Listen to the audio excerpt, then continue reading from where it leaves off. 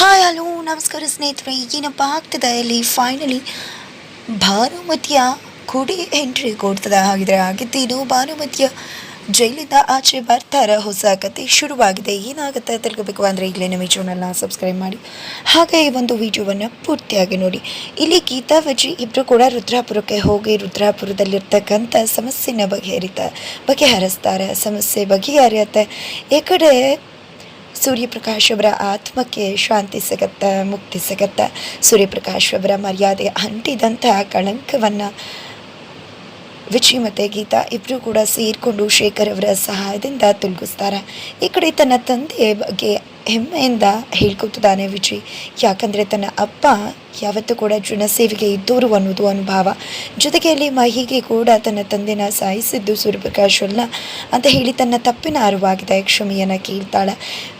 ನಂತರ ಈ ಕಡೆ ಚಂದ್ರಿಕಾ ಹಾಗೆ ಸುಧಾರಾಣಿ ಇಬ್ಬರು ಕೂಡ ದೇವ್ರ ಮುಂದೆ ನಿಂತ್ಕೊಂಡು ದೇವ್ರ ಹತ್ರ ಪ್ರಾರ್ಥನೆ ಮಾಡ್ತಿದ್ದಾರೆ. ದೇವರಿಗೆ ಎಲ್ಲವನ್ನ ಕೂಡ ಒಳ್ಳೇದು ಮಾಡಿದೆ, ನನ್ನ ಮಗ ಮತ್ತು ಸೊಸೆ ವಾಪಸ್ ಬರ್ತಿದ್ದಾರೆ. ಏನಿತ್ತು ಅದು ಎಲ್ಲವೂ ಕೂಡ ನಿವಾರಣೆ ಆಗಿದೆ. ನನ್ನ ಗಂಡ ತುಂಬಾ ಒಳ್ಳೆಯವರು, ಅಂಥವ್ರ ಬಗ್ಗೆ ಒಂದು ಕೆಟ್ಟ ಕಳಂಕ ಇತ್ತು, ಅದನ್ನು ನನ್ನ ಮಗ ಸೊಸೆ ಇಬ್ಬರು ಕೂಡ ಸೇರಿಕೊಂಡು ಬಗೆಹರಿಸಿದ್ದಾರೆ. ಈಗ ನನಗೆ ನೆಮ್ಮದಿ ಆಗ್ತದೆ, ಇನ್ನು ಮುಂದೆ ಯಾವುದೇ ರೀತಿ ಪ್ರಾಬ್ಲಮ್ ಇರೋದಿಲ್ಲ ಅಂತ ಅನ್ಕೋತದ್ದಾಗೆ ವಿಜಯ್ ಮತ್ತು ಗೀತಾ ಬರ್ತಾರೆ. ತಕ್ಷಣ ಹೋಗಿ ಬಾಗಿಲು ತೆಗೆದ್ರೆ ಗೀತಾ ವಿಜಯ್ ಶೇಖರ್ ಅವ್ರ ಜೊತೆ ಬಂದಿದ್ದಾರೆ. ಮೂವರು ಕೂಡ ಖುಷಿಯಿಂದ ಒಳಗಡೆ ಬರ್ತಿದ್ದಾಗೆ ತುಂಬ ದಿನಗಳ ನಂತರ ಮಗ ಸೊಸೆನ ನೋಡಿ ಅಮ್ಮ ಅತ್ತೆ ಇಬ್ಬರೂ ಕೂಡ ಖುಷಿ ಪಡ್ತಿದ್ದಾರೆ. ನಂತರ ಎಲ್ಲ ಕೂಡ ಒಳ್ಳೇದಾಯ್ತಲ್ವ, ನೀವು ಸೇಫಾಗಿ ಮನೆಗೆ ಬಂದ್ರಿ, ಜೊತೆಗೆ ನಿಮ್ಮ ತಂದೆ ಮರ್ಯಾದೆ ಕೂಡ ಉಳಿಸಿದ್ರಿ ಅಂತಿದ್ರೆ ಖಂಡಿತ ಅಮ್ಮ ಅಪ್ಪಂಗೆ ಅಂಟಿದಂಥ ಕಳಂಕನ ದೂರ ಮಾಡಿದ ನಿಮ್ಮದೇ ಇದೆ. ಆದರೆ ಅಪ್ಪನ ಜೊತೆ ಇದ್ಯಾವುದನ್ನು ಕೂಡ ಶೇರ್ ಮಾಡೋಕ್ಕಾಗಲ್ವಲ್ಲ, ಅದು ಬೇಜಾರಿದೆ. ಆದರೆ ಒಳ್ಳೆಯದೇ ಆಯಿತು, ಏನು ಉದ್ದೇಶ ಇಟ್ಕೊಂಡು ಹೋಗಿದ್ವು ಅದು ಎಲ್ಲವೂ ಕೂಡ ಸಲೀಸಾಯಿತು. ಆದರೆ ಮಾವ ಇದ್ದಿದ್ರೆ ಖಂಡಿತ ಇದು ಯಾವುದನ್ನು ಕೂಡ ಮಾಡೋಕ್ಕಾಗ್ತಿರ್ಲಿಲ್ಲ. ಮಾವ ನಮ್ಮ ಜೊತೆ ಇದ್ದರು, ಆದರೆ ನಮಗೆ ಗೊತ್ತಿರಲಿಲ್ಲ. ನಮ್ಮ ಹಿಂಬದಿಲೇ ಇದ್ಕೊಂಡು ಅವ್ರು ನಮಗೆ ತುಂಬಾ ಸಹಾಯ ಮಾಡಿದ್ರು. ಕೊನೆ ಕಾಲದಲ್ಲಿ ಅವರು ಮಾಡಿದ್ದ ಆ ಒಂದು ಕೆಲಸದಿಂದ ಇಷ್ಟೆಲ್ಲವೂ ಕೂಡ ಸಾಧ್ಯ ಆಯಿತು. ಇಲ್ಲ ಅಂತಿದ್ರೆ ಖಂಡಿತ ನಾವು ಮಾಡೋದು ಅಸಾಧ್ಯ ಆಗ್ತಿತ್ತು ಅಂತ ಗೀತಾ ವಿಜಯ್ ಹೇಳ್ತಾರೆ. ನಂತರ ಈ ಕಡೆ ಇನ್ನೇನು ಎಲ್ಲ ಕೂಡ ಪ್ರಾಬ್ಲಮ್ ಸಾಲ್ವ್ ಆಯಿತು, ಬಂದಂತಹ ಕಳಂಕನ ಕೂಡ ದೂರ ಮಾಡಾಯಿತು. ಈಗ ಪುರೋಹಿತರು ಕೂಡ ಹೇಳಿದರು ಆತ್ಮಕ್ಕೆ ಶಾಂತಿ ಸಿಗಬೇಕು, ಆಗ ಎಲ್ಲವೂ ಸಲೀಸಾಗುತ್ತೆ ಅಂತ. ಈಗ ನಿಮ್ಮ ತಂದೆ ಆತ್ಮಕ್ಕೆ ಶಾಂತಿ ಸಿಕ್ಕಿದೆ, ಅವರು ಕೊರಗು ನಿವಾರಣೆ ಆಗಿದೆ, ಸ್ವಂತ ಮಗನೇ ಅದನ್ನು ನಿವಾರಣೆ ಮಾಡಿದ್ದಾನೆ. ಹಾಗಾಗಿ ಅವ್ರಿಗೆ ನೆಮ್ಮದಿ ಆಗಿರುತ್ತೆ. ಇನ್ನು ಯಾವುದೇ ರೀತಿ ತೊಂದರೆಗಳು ಕೂಡ ನಮ್ಮ ಮನೆಗೆ ಆಗೋದಿಲ್ಲ, ಘಟಿಸೋದಿಲ್ಲ ಅಂತ ನೆಮ್ಮದಿಯಿಂದ ಇರ್ಬೋದು. ಆ ಭಾನುಮತಿ ಕೂಡ ಜೈಲಲ್ಲಿದ್ದಾಳೆ, ತೊಂದರೆ ಕೊಡೋದಕ್ಕೆ ಅವಳು ಬರುವುದಿಲ್ಲ, ಯಾವುದೇ ಕಾರಣಕ್ಕೂ ಅವಳು ಜೈಲಿಂದ ಆಚೆ ಬರೋಕ್ಕೆ ಸಾಧ್ಯವೇ ಇಲ್ಲ ಅಂತ ಅನ್ಕೋತಿದ್ದಾರೆ ಐವರು ಕೂಡ. ಗೀತಾ ವಿಜಯ್ ಶೇಖರ್ ಹಾಗೆ ಸುಧಾರಾಣಿ ಚಂದ್ರಿಕಾ ಎಲ್ಲರೂ ಕೂಡ. ಆದರೆ ಬಟ್ ಬಿಗ್ ಟ್ವಿಸ್ಟ್ ಸಿಕ್ಕಿದೆ. ಫೈನಲಿ ಕಾರಲ್ಲಿ ಒಂದು ಹುಡುಗ ಬರ್ತಾನೆ. ಬಂದಿದೆ ಈ ಕಡೆ ಒಂದು ಲಾಯರ್ಗೆ ಕಾಲ್ ಮಾಡ್ತಾನೆ. ಲಾಯರ್ ಕಾಲ್ ಮಾಡಿ ಯಾರು ನೀವು ಏನು ಅಂತ ಕೇಳ್ತಿದ್ದಾಗ ನಾನು ಭಾನುಮತಿ ಮಗ ಕಿರಣ್ ಸೂರ್ಯಪ್ರಕಾಶ್ ಅಂತ ಹೇಳ್ತಿದ್ದಾಗ ಈ ಕಡೆ ಲಾಯರ್ ಹೌದಾ ಗೊತ್ತಾಗಲಿಲ್ಲ ಅಂತ ಹೇಳ್ತಾರೆ. ಸರಿ ಆಯಿತು ಬನ್ನಿ ಅಂತಾರೆ. ಫೈನಲಿ ಕಿರಣ್ ಎಂಟ್ರಿ ಕೊಟ್ಟಿದ್ದಾರೆ, ಸೂರ್ಯಪ್ರಕಾಶ್ ಮತ್ತು ಭಾನುಮತಿಯ ಮಗ. ಈ ಕಡೆ ಭಾನುಮತಿ ತನ್ನ ಮಗನನ್ನು ಫಾರಿನ್ ಕಳಿಸಿದ್ರು. ಫಾರಿನಲ್ಲಿ ಅವ್ನು ಎಲ್ಲ ರೀತಿ ಉಪಚಾರನ ಕೂಡ ನೋಡ್ಕೋತಾ ಇದ್ರು. ಈಗ ಫಾರಿನ್ನಿಂದ ಮಗ ಕಿರಣ್ ಇಂಡಿಯಾಗೆ ಬಂದಿದ್ದಾನೆ. ಬಂದಿದ್ದ ಲಾಯರ್ನ ಮೀಟ್ ಮಾಡಿ ಅಮ್ಮನ ಬಿಡುಗಡೆ ಮಾಡಬೇಕು ಅಂತ ಪ್ರಯತ್ನ ಪಡ್ತಿದ್ದಾನೆ. ಅದಕ್ಕೋಸ್ಕರನೇ ಲಾಯರ್ ಆಫೀಸ್ಗೆ ಹೋಗ್ತಾನೆ. ಲಾಯರ್ ಕೂಡ ನಿಮ್ಮ ಅಮ್ಮನ ಬಿಡಿಸೋದು ತುಂಬಾ ಕಷ್ಟ, ಯಾಕಂದರೆ ಎಲ್ಲ ಎವಿಡೆನ್ಸ್ ಕೂಡ ಅವ್ರ ವಿರುದ್ಧವಾಗಿದೆ. ಆ ಎವಿಡೆನ್ಸ್ ಇರೋದ್ರಿಂದಾಗಿ ನಾವು ಏನೂ ಕೂಡ ಮಾಡೋಕ್ಕಾಗೋದಿಲ್ಲ. ನಾವು ತುಂಬಾ ಶ್ವತ ಪ್ರಯತ್ನ ಮಾಡಿದ್ವಿ, ಬೇಕಿದ್ರೆ ನೀವೇ ಓದಿ ಗೊತ್ತಾಗುತ್ತೆ ಅಂತದಾಗ ನಾನೇನು ಲಾಯರ ಓದಿ ಗೊತ್ತಾಗೋದಕ್ಕೆ? ಲಾಯರ್ ಆಗಿದ್ದರೆ ನಿಮ್ಮ ಹತ್ರ ಯಾಕೆ ಬರ್ತದೆ? ನಾನು ಹೇಳ್ತೀನಿ ಆ ರೀತಿ ಮಾಡಿ ಎಲ್ಲ ಕೂಡ ಸರಿ ಹೋಗುತ್ತೆ ಅಂತ ಹೇಳಿ ಒಂದು ಪ್ಲ್ಯಾನ್ ಹೇಳ್ತಾರೆ. ಈ ರೀತಿ ನಾಳೆ ಮಾಡಿ ನಾನು ಬರ್ತೀನಿ, ಕೋರ್ಟಲ್ಲಿ ಭೇಟಿ ಮಾಡ್ತೀನಿ ಅಂತ ಹೇಳಿ ಕಿರಣ್ ಅಲ್ಲಿಂದ ಹೊರಟ್ರೆ ಈ ಕಡೆ ಲಾಯರ್ ಅನ್ಕೋತಿದ್ದಾರೆ ಭಾನುಮತಿ ಕ್ರಿಮಿನಲ್ ಅಂದರೆ ಅವಳ ಮಗ ಅದಕ್ಕಿಂತ ಮೀರಿಸೋ ದೊಡ್ಡ ಕ್ರಿಮಿನಲ್ ಅಂತ ಅನ್ಕೋತಿದ್ದಾರೆ. ನಂತರ ಈ ಕಡೆ ಕಿರಣ್ ದಾರಿಲಿ ಬರ್ತಿರ್ಬೇಕಿದ್ರೆ ಒಂದು ಹುಡುಗಿ ಬರ್ತಾಳೆ. ಒಂದು ಹುಡುಗಿ ಬರ್ತಿದ್ದಾಗೆ ನೀನು ಯಾಕೆ ಇಲ್ಲಿಗೆ ಬಂದೆ, ನಾನು ನಿನ್ನ ಮೀಟ್ ಮಾಡ್ತೀನಿ ಅಂತ ಹೇಳಿರ್ಲಿಲ್ವಲ್ಲ ಅಂದಾಗ ನನಗೆ ಗೊತ್ತಿತ್ತು. ನೀನು ಹೇಳಿದೆ ಮೀಟ್ ಮಾಡದೆ ಬಂದಿದ್ಯಾ ಅಂದರೆ ನಿಮ್ಮ ಅಮ್ಮಂಗೋಸ್ಕರನೇ ಬಂದಿರ್ತೀಯಾ ಅಂತ. ಹಾಗಂತ ನಾನು ಬರ್ದೇ ಇರೋಕ್ಕಾಗುತ್ತಾ? ನಾನೇನು ಬೇರೆ ಹುಡುಗಿ ಅಲ್ಲ, ನಾನೇನು ಲವ್ವರ್ ಅಂದಾಗ ಹೌದು ನೀನು ನನ್ನ ಲವ್ವರೇ ಇಲ್ಲ ಅಂತ ನಾನು ಹೇಳ್ತಿಲ್ಲ. ಆದರೆ ನೀನು ಮೀಟ್ ಮಾಡೋಕ್ಕಾಗೋದಿಲ್ಲ. ನಾನು ಇಲ್ಲಿಗೆ ಬಂದಿರೋದೇ ನಮ್ಮಮ್ಮನಿಗೋಸ್ಕರ. ಜೊತೆಗೆ ನಮ್ಮಮ್ಮ ನಾನು ಫಾರಿನಲ್ಲಿದ್ದಾಗ ಎಲ್ಲ ದುಡ್ಡೆಲ್ಲ ಕಳಿಸ್ತಾಯಿದ್ರು, ಆರಾಮಾಗಿ ಮಜಾ ಮಾಡ್ಕೊಂಡು ಆರಾಮಿದ್ದೆ. ಆದರೆ ಅಮ್ಮ ಇತ್ತೀಚೆಗೆ ದುಡ್ಡು ಕೊಡೋದನ್ನು ನಿಲ್ಲಿಸ್ಬಿಟ್ಲು. ಆದಮೇಲೆ ಸಾಲ ಮಾಡಿದೆ, ಬೆನ್ನಿಂದ ಬಿದ್ದಿದ್ದಾರೆ. ಹಾಗಾಗಿ ಇಲ್ಲಿಗೆ ಬಂದಿದ್ದೀನಿ. ನನಗೆ ದುಡ್ಡು ಬೇಕು, ದುಡ್ಡು ಅರೇಂಜ್ ಮಾಡ್ಕೋಬೇಕು, ಜೊತೆಗೆ ಅಮ್ಮನ ಕೂಡ ಜೈಲಿಂದ ಬಿಡಿಸ್ಬೇಕು. ಇದೇ ನನ್ನ ಉದ್ದೇಶ. ಎಲ್ಲ ಕೂಡ ಸಲೀಸಾದ ನಂತರ ನಾನು ನೀನು ಇಬ್ಬರು ಕೂಡ ಫಾರಿನಲ್ಲಿ ಹೋಗಿ ಸೆಟಲ್ ಆಗೋಣ. ಆದರೆ ಅಲ್ಲಿವರೆಗೂ ದಯವಿಟ್ಟು ಅರ್ಥ ಮಾಡ್ಕೊಂಡು ನನ್ನ ಭೇಟಿ ಮಾಡಬೇಡ ಅಂತ ಹೇಳ್ತಾರೆ. ನಂತರ ಈ ಕಡೆ ಕಿರಣ್ ಫೈನಲಿ ಸೂರ್ಯಪ್ರಕಾಶ್ ಅಂದರೆ ತನ್ನ ತಂದೆ ಮನೆಗೆ ಬಂದಿದ್ದಾನೆ.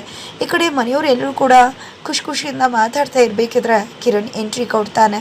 ಕಿರಣ್ ಎಂಟ್ರಿ ಕೊಡ್ತಿದ್ದಾಗೆ ಈ ಕಡೆ ವಿಜಯ್, ಗೀತಾ ಎಲ್ರಿಗೂ ಕೂಡ ಖುಷಿ ಆಗುತ್ತೆ. ಬಿಕಾಸ್ ಅವನ ತಮ್ಮ ಅವ್ರು ತುಂಬಾ ಒಳ್ಳೆಯವರು. ನಮ್ಮನೆಗೆ ಕೇಡು ಬಯಸಿದ ಅಮ್ಮನ ಮಗ ಅನ್ನೋದನ್ನು ಅವ್ರು ನೋಡ್ತಿಲ್ಲ, ನನ್ನ ತಮ್ಮ ಈ ಮನೆ ಮಗ ಅನ್ನೋದನ್ನೇ ನೋಡ್ತಿದ್ದಾರೆ. ನಂತರ ಈ ಕಿರಣ್ ಯಾವಾಗ ಬಂದೆ ಅಂತ ಕೇಳ್ತಿದ್ರೆ ಅದು ನಿನ್ನೆನೇ ಬಂದೆ ಅಂತ ಹೇಳ್ತಾನೆ.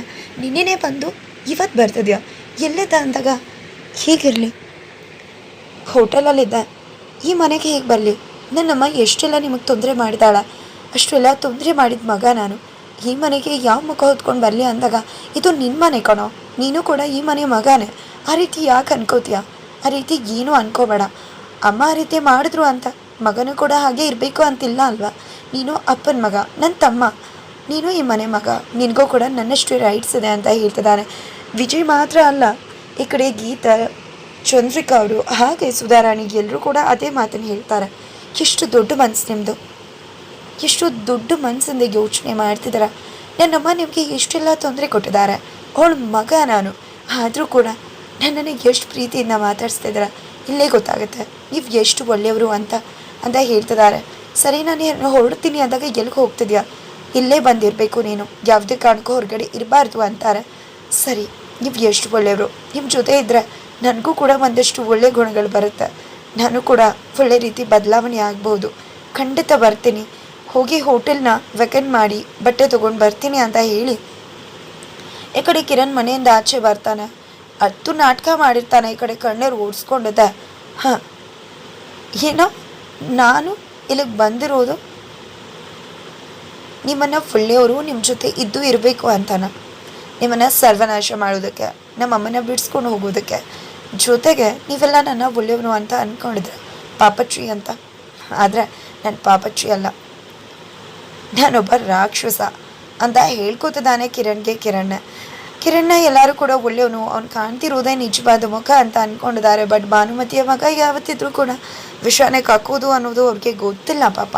ನಂತರ ಈ ಕಡೆ ಭಾನುಮತಿಗೆ ಕೂಡ ತುಂಬಾ ಖುಷಿ ಆಗಿದೆ. ಬಿಕಾಸ್ ಲಾಯರ್ ಬಂದಿದ್ದಾರೆ ಭೇಟಿ ಮಾಡೋದಕ್ಕೆ. ಈ ಕಡೆ ಲಾಯರ್ ಬರ್ತಿದ್ದಾಗ ಏನಿದು ಅಂತ ಕೇಳ್ತಿದ್ರೆ ನಿಮ್ಮ ಮಗ ಬಂದಿದ್ದ, ಫಾರಿನಿಂದ ಬಂದಿದ್ದಾನೆ, ನನ್ನನ್ನು ಮೀಟ್ ಮಾಡಿ ಈ ರೀತಿ ಮಾಡಿ ಅಮ್ಮನ ಬಿಡುಗಡೆ ಆಗಬೇಕು ಅಂತ ಹೇಳಿದರು.